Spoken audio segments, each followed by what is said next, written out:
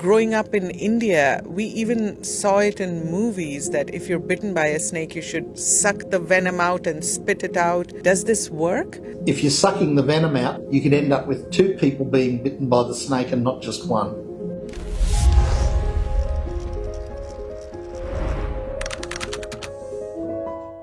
We are talking about snake bites today. Why should you be concerned? Because one person dies every 4 minutes across the world because of snake bites.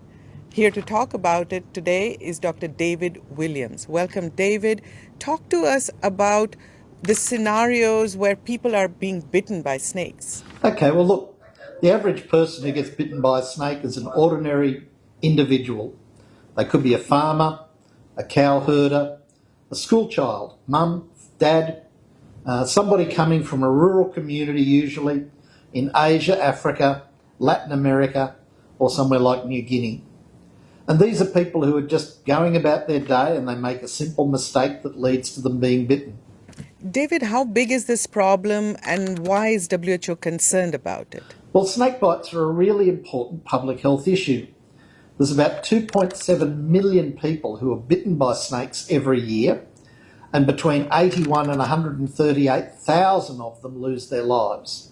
Can snake bites be prevented? What can we do to make sure we're safe from snakes? Well, you know the old adage is that prevention's better than the cure. Avoiding situations where snake bites can happen doesn't cost you anything and really just involves doing things that are common sense that can lower your risk of contact with a snake in the first place. And it's really important that if you go outside at night, have some sort of light, whether it's a torch, even inside the home. Don't stumble around in the dark and tread on a snake that you don't see. Turn a light on. If you sleep on a bed that's off the ground, covered with a well tucked in mosquito net, doesn't just prevent malaria and other mosquito-borne diseases, it's been proven in countries like Nepal to reduce the risk of snakebite while sleeping enormously.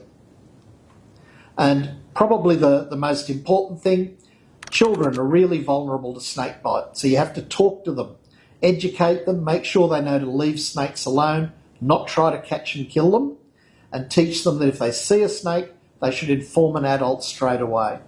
So, David, growing up in India, we heard and even saw it in movies that when you're bitten by a snake, you should tie that part and cut that wound, even suck the venom out and spit it out. It sounds dangerous. What does science say about this? What should people do when bitten by a snake? Okay, so the thing about movies is that they're fiction and the hero and the heroine are never allowed to die. Unfortunately, those techniques in real life, it's not just that they don't work, it's also that they can be very dangerous. A tourniquet applied too tight can cost you your leg. You could end up having to be amputated. If you're sucking the venom out and you have poor dental hygiene, you could end up with two people being bitten by the snake and not just one. The most important thing is, like any accident, don't panic. Don't waste time getting to the nearest health centre or hospital as quickly as you can. The best chance you've got of survival essentially is if you get proper medical treatment within the first 4 to 6 hours. So harmful first aids and traditional remedies should be avoided. And the basic principle of first aid is to first do no harm. So don't tie rope or wire around the limb. Don't cut the wound, and certainly don't do things like applying electric shocks. Another thing that's important is that when people get bitten by a snake, sometimes they will become sick, and so if you give them food or drink, they can actually choke on that. So you really shouldn't give them anything by mouth. If they have rings, bangles, watches, other tight things on their bodies around the area where they were bitten, you should remove those as well, because sometimes snakebite causes a lot of local swelling, and those sorts of objects can really cut off the circulation. And then the most important thing is never lay a person on their back, especially in a vehicle on their way to healthcare. Put them on their left side in what we call the recovery position, with their head sort of tilted to the side and downwards.